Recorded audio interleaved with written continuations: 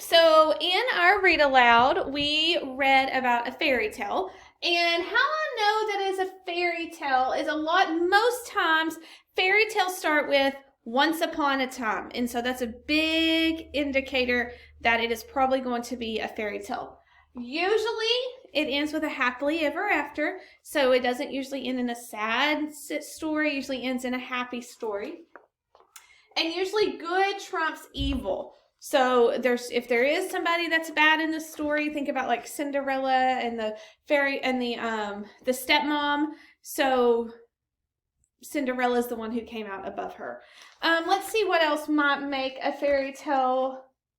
Oh, it says the characters often keep the same traits and they seldom change. And so there's not a lot of change in those characters. Like think about Cinderella in Snow White. Like in Snow White, she's hardworking, she's gentle, she's warm, she's kind.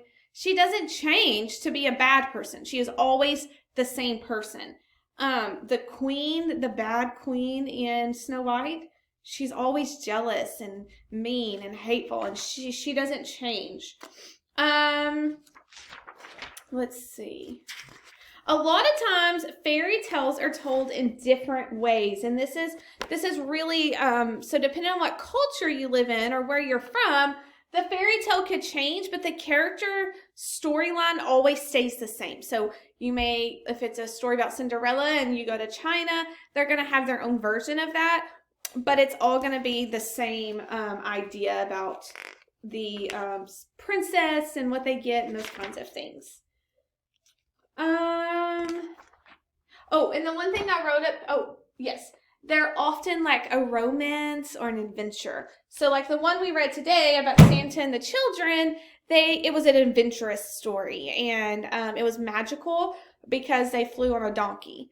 And so that made it a fairy tale. It started once upon a time, and I don't think that they actually used the words happily ever after, but it did end in a happy ending and everything was okay.